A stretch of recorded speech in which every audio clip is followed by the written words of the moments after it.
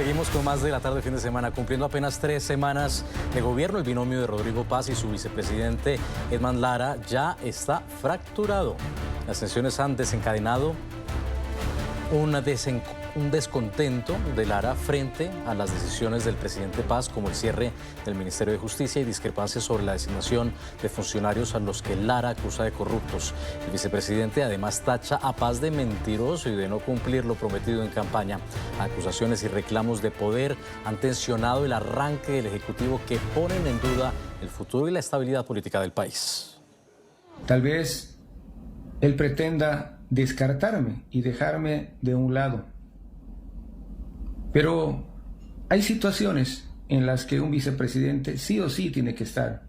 Rodrigo Paz se está rodeando de gente de la peor calaña.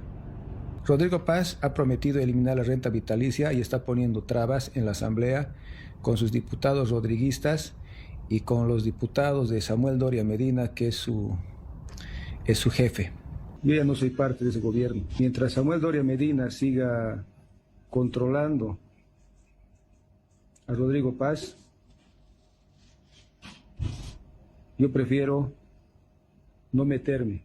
Por su parte, el presidente Rodrigo Paz ha procurado no entrar en una confrontación directa con su vicepresidente. En medio de las constantes críticas de parte de Lara, dijo que las puertas siempre están abiertas con todo aquel que quiera hablar. Señaló que él no habla por TikTok, plataforma a través de la cual Lara difunde sus videos y donde emergió como líder político. Habrán visto que mis prioridades son los problemas de la gente. Edman ha tenido una semana complicada, familiar. Y en el caso nuestro, escuché algo que me dijeron por ahí, yo no veo TikTok. Lo mío es tratar los problemas grandes del país y resolver los problemas de la gente. Habló el concepto de enemigos. Nuestros verdaderos enemigos son la pobreza, la corrupción que nos ha dejado el MAS, la falta de institucionalidad, la falta de cumplimiento de las leyes. Creo que esas son las prioridades del país. Las puertas siempre están abiertas al diálogo con todo aquel que quiera hablar, pero está claro, yo por TikTok no hablo. Pues bueno, damos la bienvenida a Franklin Pareja, politólogo. Franklin, bienvenido, gracias por estar con nosotros. Hola Nicolai, un gusto saludarte, un saludo muy respetuoso a toda tu audiencia. Gracias. Bueno, no sé ustedes allá en Bolivia, pero nosotros fuera sí que nos sorprende esta ruptura entre el presidente y el vicepresidente. ¿Era un divorcio previsible o qué fue lo que pasó? Bueno, a nosotros también nos sorprende, quizás no tanto como a ustedes, porque hay algunos puntos que hacían ver que había una relación precaria, muy endeble, porque en realidad la relación y la conformación del binomio Rodrigo Paz, presidente, y Edman Lara, vicepresidente, fue casi accidental. No se conocían, no tenían puntos de intersección programáticos, de tal manera que Edman Lara, el actual vicepresidente, no tenía vehículo, es decir, no tenía partido para competir, y el señor Rodrigo Paz no tenía vicepresidente, porque el que tuvo, pues se fue con otra conformación política. Entonces, ya eso era un inicio un poco complicado porque no había precisamente una visión compartida en términos políticos, ideológicos, programáticos y de visión país. En la segunda vuelta, porque en esta oportunidad por primera vez hubo segunda vuelta en Bolivia, se notó que había una cierta rispidez y unos cuantos desencuentros entre el candidato a la presidencia y vicepresidencia. Extrañamente parecían dos candidatos a la presidencia porque ambos manejaban agendas que no necesariamente eran compatibles ni siquiera complementarias. Entonces nos permitía visorar de que algún tornillo no estaba bien ajustado en esta maquinaria. Cuando finalmente ganan la elección, ahí sí ya empezamos a ver algo así como un distanciamiento, porque para que se entienda el contexto, el señor Edman Lara, actual vicepresidente, tiene una corriente de opinión que trata de instalar la idea de que él es el artífice de la victoria, es el que ha logrado traccionar un volumen importante del electorado, y entonces probablemente él sienta que no tiene lo que quiere o lo que le corresponde por su aporte y contribución a la victoria. Esto ha desatado una complicada relación que se está deteriorando, que si fuera simplemente una desaveniencia coyuntural no sería preocupante, pero si empieza a afectar la gobernabilidad de la Asamblea Legislativa y afecta la gobernanza del órgano ejecutivo, entonces se convierte en un problema un tanto sensible. Pero ¿es así? ¿Le debe Rodrigo Paz su victoria al vicepresidente? Yo creo que no. Es importante afinar el lápiz porque esta es una apreciación interesada, política y también, yo diría, distorsionada. Es evidente de que el señor Edman Lara ha supuesto un aporte importante en el voto del electorado que él ha podido traccionar. Pero pensar que el candidato a la presidencia, Rodrigo Paz, estaba desprovisto de una base social es una falacia. Y además lo que ha resultado algo así como un incremento de capacidad competitiva ha sido la conformación del binomio, porque finalmente dentro de la oferta electoral en Bolivia, este binomio era renovado. Entonces, eso era un poco la sensación en el pensamiento y sentimiento popular de que querían algo de renovación, no algo, mucho de renovación, y sus competidores definitivamente eran candidatos longevos de casi 30 años en la vida política todos. Entonces, la suma de este binomio yo creo que ha sido importante porque además, y con esto cierro la idea, la conformación del binomio Paz-Lara se ha situado en un centro democrático y esto hace ver que Bolivia tiene más una tendencia al centro que a las opciones conservadoras. Ya. ¿Qué tan difícil puede ser el hecho de tener una relación entre el presidente con el vicepresidente, que el señor Lara sea un oficial en retiro? Lo vimos muy orgulloso de su perfil, acudiendo a la juramentación con un uniforme policial. ¿Qué tan dificultoso puede ser afrontar las relaciones con un oficial en retiro? Mira, esa realmente es una pregunta que ni siquiera nos las habíamos planteado. Qué buena pregunta, porque em, más allá de que sea un oficial en retiro, lo que vemos son dos personas que tienen criterios divergentes en algunas cosas. Rodrigo Paz es un político profesional porque ha sido autoridad electa en todas sus participaciones y el señor Lara es un outsider, no es un hombre de los circuitos políticos, pero a través de las redes sociales ha tenido un posicionamiento muy importante. No sé realmente, sería especular, aventurarme a decir cómo afectará su condición de ex policía, pero en todo caso, una de las cuestiones que está generando una cierta tensión en este binomio, y esto va, digamos, en la línea de tu pregunta, es que el señor Edman Lara fue cesado de la policía, de tal manera que él tiene algo así como una animadversión personal y ahora quiere intervenir en el proceso de la reforma policial de forma muy proactiva y hay pues una duda si lo quiere hacer institucionalmente o lo quiere encaminar desde una perspectiva y una impronta personal con algo, digamos, de sed de resarcirse la frustración que supuso no poder hacer su carrera policial. Pero lo que sí también es importante destacar es que es muy prematuro para que un binomio se distancie y se enfríe en esta forma. Y dentro de todo lo complicado que esto puede suponer, pareciera que el que haya aflorado de una forma tan rápida este conflicto también podría suponer la construcción de vasos comunicantes que permitan restablecer primero la comunicación, segundo, los canales institucionales y tercero, pues también incidir en un grado de mayor madurez política, en este caso de los dos, porque si la situación continúa de esta manera, yo te diría que no es conveniente. Bolivia está atravesando un profundo proceso de crisis sistémica, crisis múltiple, donde la economía es uno más de los problemas y donde lo menos recomendable pues es tener un binomio que esté distanciado y en disputa. Eso realmente está generando una corriente de opinión en la ciudadanía de preocupación. Y las señales estos últimos días no han estado mal porque se han empezado a establecer ciertos puentes, se están construyendo ciertos puentes de acercamiento con algunas autoridades que están fungiendo como mediadores y creo que si esto funciona podría poner paños fríos a la relación, pero no es una cuestión de avenencia inmediata, sino que a través de la recuperación de la comunicación hay que reinstitucionalizar esto y eso requiere un trabajo sostenido y constante.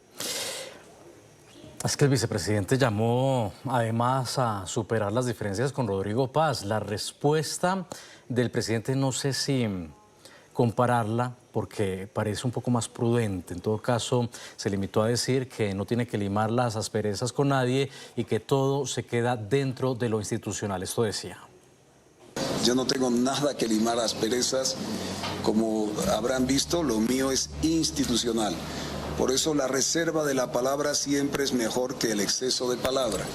Y yo le hacía la pregunta anterior porque con las tensiones políticas que hemos visto en Bolivia, el divorcio que hubo en su momento entre Evo Morales y Luis Arce, ese denunciado intento de golpe de Estado allí en la Plaza Murillo de La Paz, anteriormente pues genera cierto temor que esto se salga de las manos y reviva ese fantasma de un golpe. ¿Eso no podría ser un temor que esté latente con un oficial en retiro en la vicepresidencia peleándose ya tan temprano con el presidente?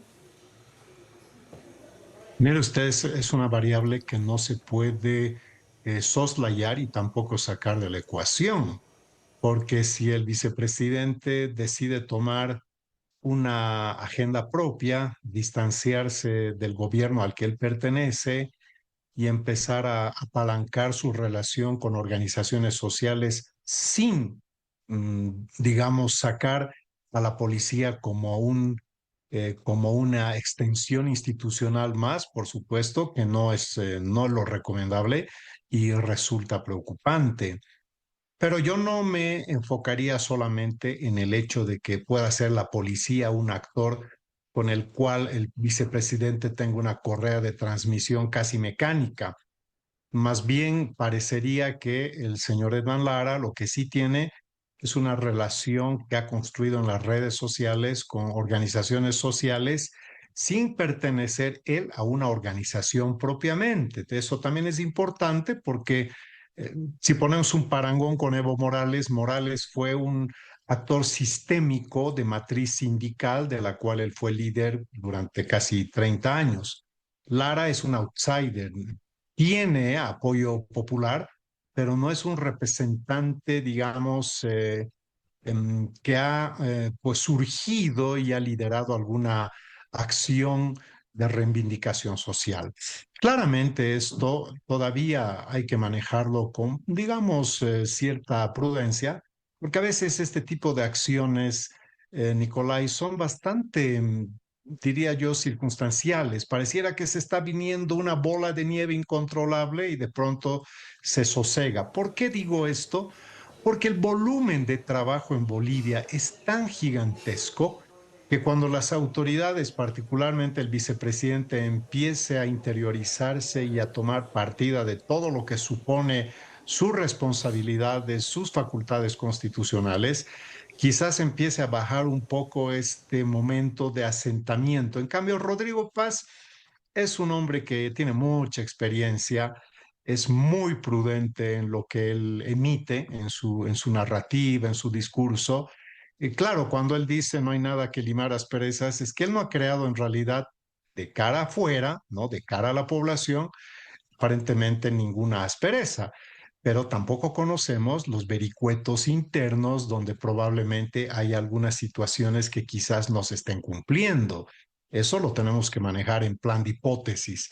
Esperemos que, y eso se está viendo en el país, que esta relación se vaya controlando. Tú dices muy bien, esto se puede salir de control. Claro, el que no lee la historia está condenado a repetirlo. Evo Morales y Luis Arce entraron en una disputa fratricida de enemistad, ya no de adversarios, y ya ves que prácticamente casi desaparecen del mapa político.